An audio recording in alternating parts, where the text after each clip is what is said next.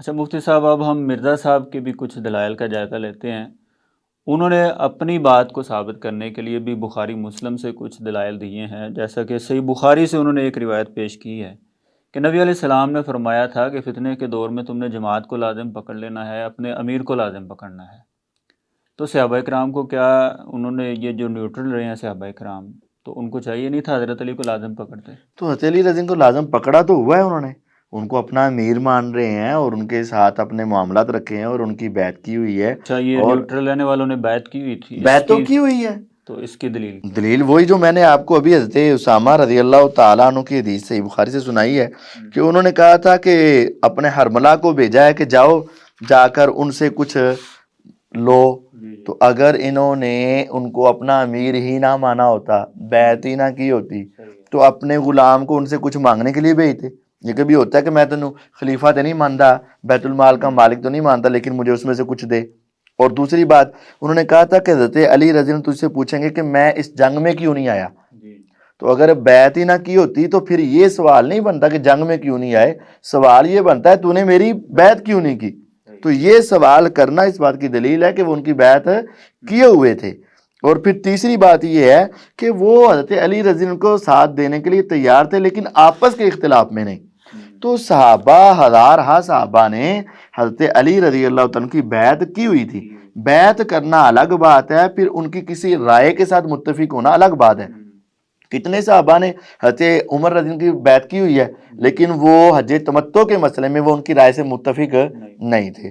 تو اسی طرح اس رائے سے متفق نہ ہونا الگ بات ہے، لیکن بیعت تو سب نے کی ہوئی تھی۔ یعنی لازم پکڑنا وہ تو بیعت تلزم جماعت المسلمین و امامہم، وہ ہزارہ صحابہ حضرت علی رضی اللہ عنہ کے ساتھ تھے۔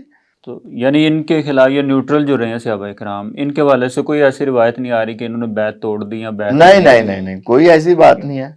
اچھا، دوسری جو دلیل انہوں نے دی ہے نا، وہ کہتے ہیں کہ نبی علیہ السلام کا فرمان تھا کہ اگر ایک خلیفہ کے ہوتے ہوئے دوسرا بھی آگے خلافت کا دعویٰ کر دے، صحیح مسلم سے روایت ہے، تو دوسرے کو قتل کر دیا جائے۔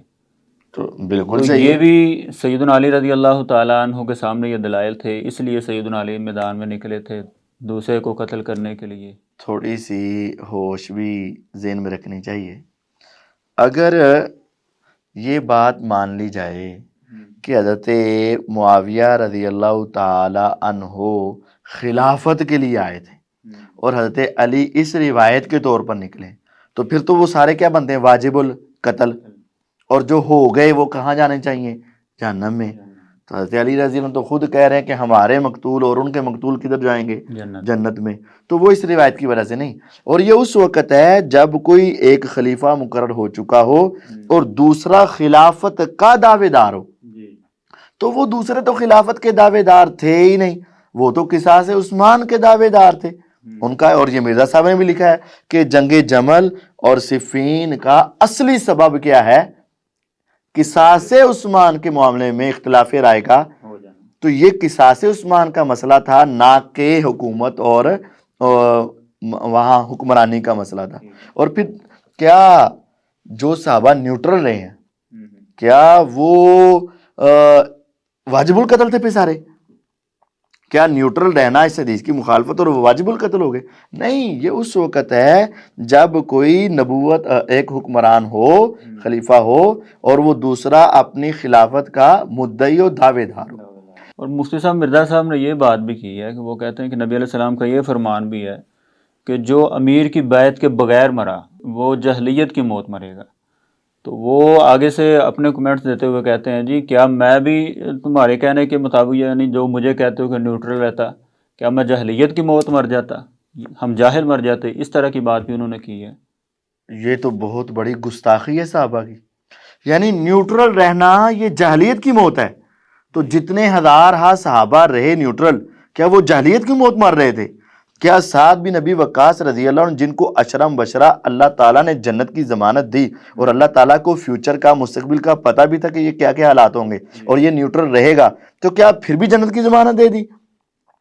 تو کیا سعد بن ابی وقاص کے رضی اللہ تعالیٰ عنہ کے ساتھ حضرت اسامہ، حضرت ابو موسیٰ اشعری، محمد بن مسلمہ جو بدری صحابی ہیں جن کو جنت کی ضمانتیں مل گئیں، کیا یہ سارے نعوذ باللہ جہلیت کی موت مرے ہیں؟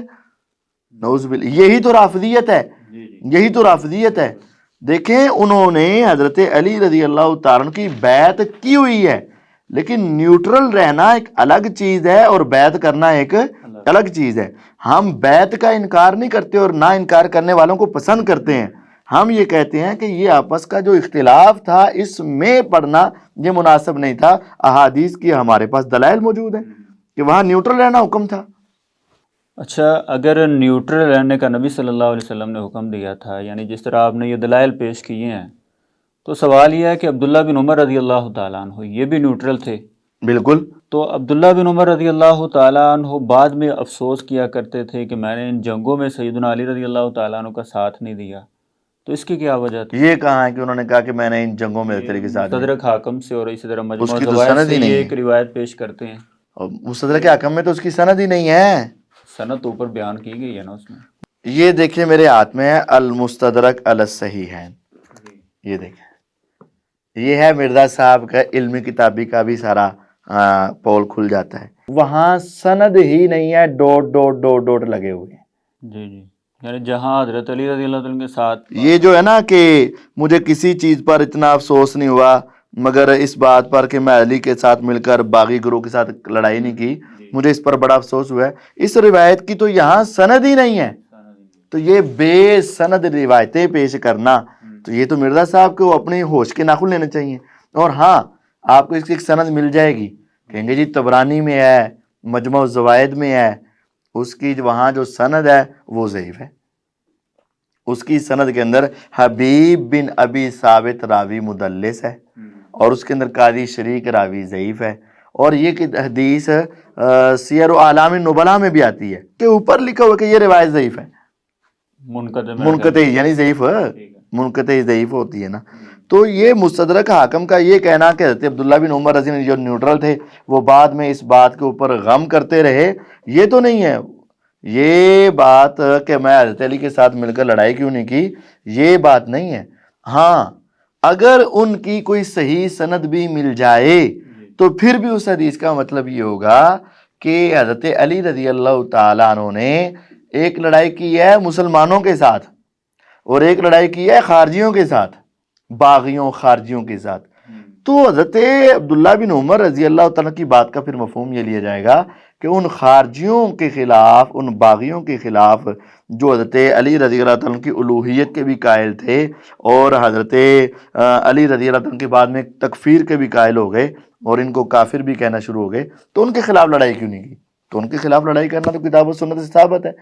بہرحال کسی ایک صحیح سند میں بھی یہ بات ثابت نہیں ہے کہ حضرت عبداللہ بن عمر رضی اللہ تعالیٰ عنہ نے کہا ہو کہ میں نے علی کے ساتھ مل کر معاویہ کے خلاف لڑائی کیوں نہیں کی، یا جمل اور صفین میں لڑائی کیوں نہیں کی، مجھے اس پر بڑا غم میں افسوس ہے، ایسی کوئی بات نہیں ہے۔